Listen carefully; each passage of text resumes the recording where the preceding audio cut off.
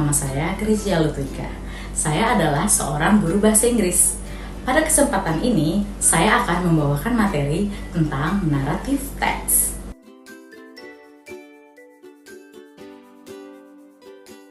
Adapun tujuan pembelajaran dari materi ini adalah yang pertama, memahami pengertian narrative text. Yang kedua, yaitu untuk mengetahui jenis-jenis narrative text. Tujuan pembelajaran yang ketiga yaitu mengidentifikasi struktur, mengidentifikasi unsur kebahasaan, dan mengidentifikasi pesan moral yang terdapat pada sebuah teks naratif. Apakah di antara kalian ada yang sudah familiar atau pernah mendengar kisah-kisah pada gambar yang ada di kanan dan kiri saya? Atau gambar yang berikut?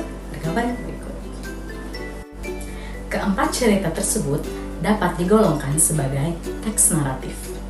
Sekarang kita masuk kepada definisi dari narrative text. So, what is narrative text? Narrative text atau teks naratif adalah salah satu jenis teks yang menceritakan tentang sebuah kejadian atau kisah atau peristiwa yang ditujukan untuk menghibur pembaca atau untuk menyampaikan sebuah pesan moral. Adapun jenis-jenis naratif teks yang akan dibahas pada materi kali ini ada 3. Yang pertama itu fable, yang kedua yaitu fairy tale, yang ketiga folk tale. Untuk penjelasannya bisa dibaca sama-sama ya di layar berikut. Ada 3 bagian utama pada struktur teks naratif. Yang pertama orientation, yang kedua complication, yang ketiga resolution. Untuk penjelasan lebih lanjut, simak terus video ini ya. Bagian pertama, orientation, atau bisa juga disebut dengan setting the scene, itu memperkenalkan tokoh, latar belakang, dan juga waktu. Biasanya, orientation terdapat pada pembukaan atau bagian awal cerita yang ditandai dengan penanda waktu seperti once upon a time, atau pada suatu hari, atau one day. Bagian kedua, complication, menandai bagaimana permasalahan utama pada cerita muncul. Selanjutnya, bagian terakhir yaitu resolution itu menandai bagaimana akhir dari permasalahan yang dialami oleh tokoh utama pada cerita. Adapun unsur kebahasaan yang terdapat pada teks naratif atau narrative text ada 3 komponen utama. Yang pertama yaitu penggunaan past tense atau kata kerja bentuk lampau atau kata kerja bentuk kedua, yang kemudian juga diikuti dengan action verb atau kata kerja aksi. Dan yang terakhir, adanya penanda waktu seperti once upon a time, finally, one day, dan lain-lain. Fungsi sosial pada sebuah naratif teks antara lain yang pertama yaitu sebagai hiburan kepada pembaca, dan kemudian yaitu untuk menyampaikan nilai-nilai atau pesan-pesan moral.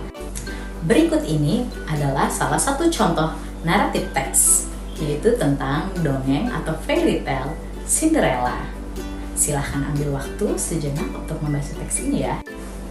Dari teks Cinderella yang telah kita baca, kita bisa menguraikannya menjadi bagian-bagian dari struktur teks naratif.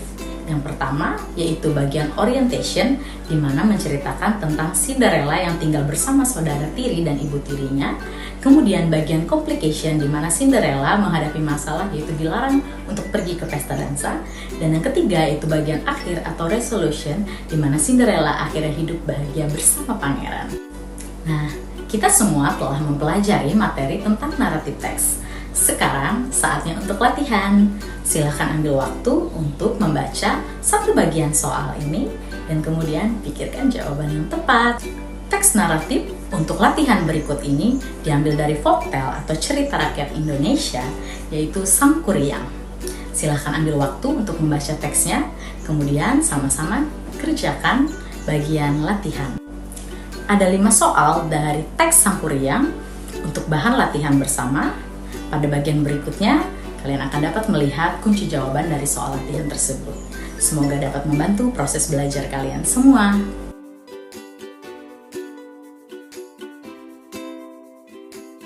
Untuk mendapatkan bahan bacaan naratif teks yang lebih beragam, silahkan scan link QR berikut ini. Selamat mencoba dan selamat belajar.